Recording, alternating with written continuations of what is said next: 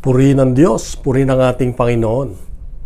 Alam mo ba na ang tunay na pagbabago ay kung ang utos ng Diyos ay ating natutupad at nagkakaroon ng epekto sa ating buhay.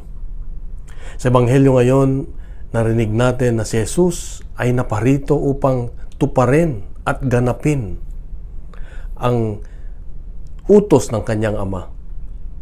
At nangyari nga.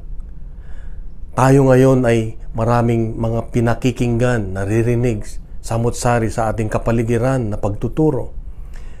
Ngunit ang pinakamagandang dapat mapakinggan natin ay ang tamang utos ng Diyos, salita ng Diyos, na nagbibigay sa atin ng magandang epekto sa ating karakter, sa ating buhay. Una, ay makalaya tayo sa mga tanikala ng pagkabilanggo sa kasamaan, sa kasalanan.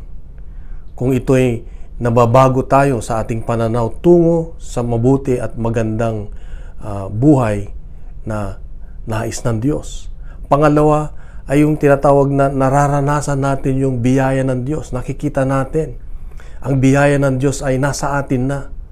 Kaya lang, dahil hindi natin naririnig ang salita ng Diyos, hindi natin ito ay may mga sagabal sa ating pakikinig, hindi natin nakikita ang biyaya. Ngunit kung nakikita natin ito, ibig sabihin ang salita ng Diyos ay ating naisa sa buhay at natutupad. Pangatlo ay yung pag-ibig. Kung nararanasan natin ang pag-ibig ng Diyos, umeepekto ang utos ng Diyos. Ibig sabihin, ang pag-ibig na natatanggap natin ay ating naibabahagi sa iba. Itong naibabahagi natin sa pamilya natin at sa mga kapitbahay natin at sa iba.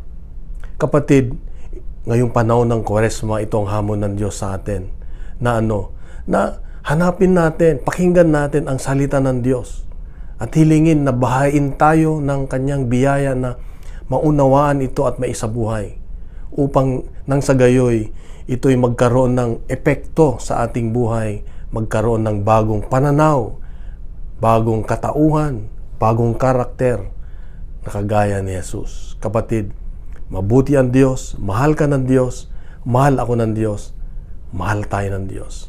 Magandang araw. God bless. God bless sa ating lahat.